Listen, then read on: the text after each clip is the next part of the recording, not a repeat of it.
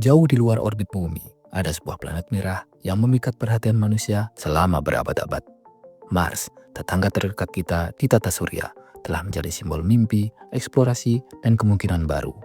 Tapi, apakah Mars benar-benar bisa menjadi rumah kedua bagi manusia? Mars adalah planet keempat di tata surya, sering disebut sebagai planet merah karena oksida besi di permukaannya yang memberikan warna khas kemerahan. Dengan diameter sekitar setengah dari bumi, Mars adalah rumah bagi gunung tertinggi di tata surya, Olympus Mons, dan lembah terdalam Valles Marineris. Namun, di balik keindahannya, Mars adalah dunia yang keras. Suhunya bisa turun hingga minus 120 derajat Celcius. Atmosfernya sangat tipis dan hampir seluruhnya terdiri dari karbon dioksida. Meski keras, Mars menyimpan potensi besar.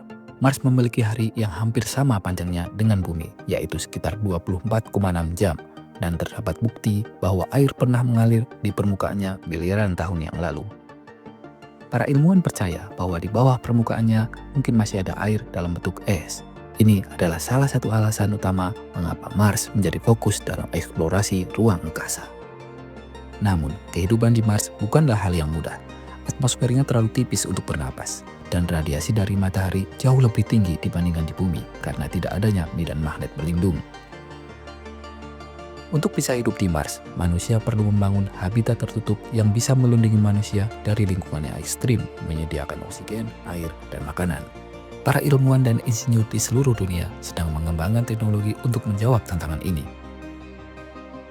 Misi seperti yang dilakukan oleh SpaceX bertujuan untuk mengirim manusia pertama ke Mars dalam dekade mendatang. Selain itu, ada konsep terraformasi, yaitu mengubah lingkungan Mars agar lebih mirip dengan bumi. Meski masih berupa teori, ide ini membuka peluang baru untuk masa depan manusia di luar bumi. Tetapi ada pertanyaan penting yang harus kita jawab.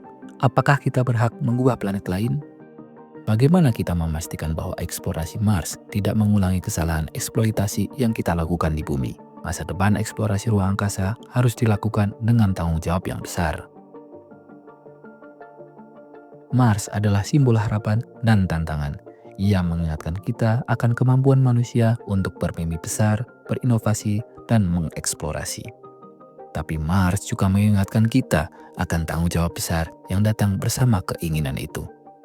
Apakah Mars akan menjadi rumah kedua bagi manusia atau sekedar impian abadi? Hanya waktu yang bisa menjawabnya. Yang jelas, perjalanan kita ke planet merah baru saja dimulai. Dan setiap langkah yang kita ambil akan menentukan nasib manusia di masa mendatang.